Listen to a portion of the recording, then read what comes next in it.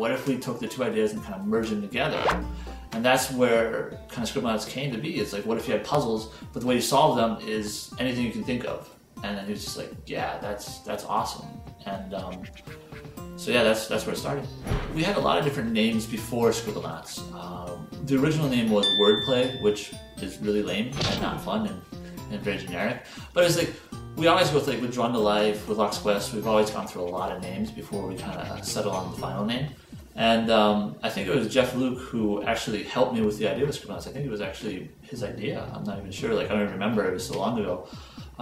Where we're just throwing out different ideas. Where the point of the game at that point was you were an astronaut and you were trying to help other worlds, by writing things and solving puzzles.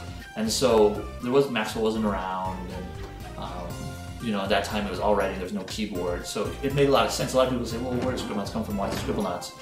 And that's kind of the reason why. It's because there was an astronaut who kind of scribbled stuff on paper, and that would bring things to life. So Jeff kind of had that idea. I was like, "Hey, what do you think about this?" And I was like, "Yeah, you know what? That kind of it's quirky enough.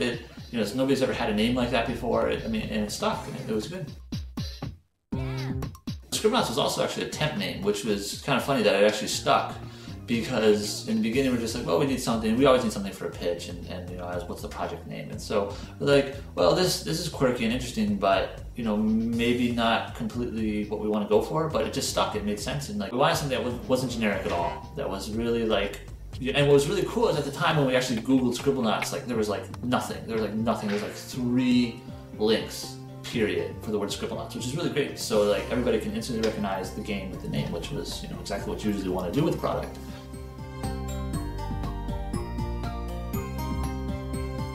So Scribblenauts is a really, really special idea compared to other ideas I've had and other ideas we've talked about in the company, because it's I always hear people say that ideas are a dime a dozen, and it's that's very true, but great ideas very, very hard to come by. And I think Scribblenauts is one of those ideas where it takes kind of what we've learned on the DS and what I've learned as a designer on the DS and in general to the next level, where we had Drawn to Life, where you can draw something that's really interesting, but Scribblenauts just takes it to a whole nother level. And Scribblenauts, the idea itself, taking the original writing idea and taking the puzzle idea, the Aztec puzzle level, that was a 4-month span. That took a long time to do.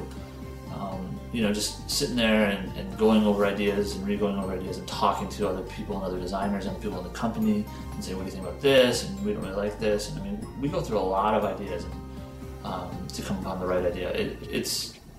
It's not easy for me, especially, to come up with something like this. It takes a lot of pushing and prodding and a lot of late nights of thinking, where can I go with this and how can I be different and unique? It's not just oh yeah, I just come up with this on Saturday and do 10 of these a week. It's not like that at all. I do come up with a lot of ideas, and a lot of other people, designers at our company, also do.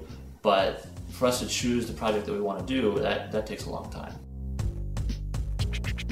Coming up with great ideas, I do a lot of research. I go on the web and look at other games and what they're doing, and play a ton of games, and I look at a lot of different movies and all kind of different media and see, what's popular, what's the new thing, and why is it popular, and what's so great about it.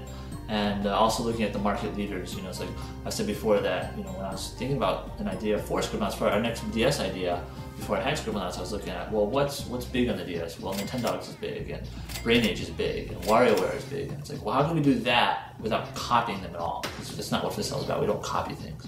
But how do we get to those markets and those demographics and still have the core gamer demographic still be, still like the game, such as WarioWare, where it's it's very casual, but the core gamer can definitely like it a lot. And so it took a long time to kind of come up with that and put all that information together and come up with an idea like Scribblenauts.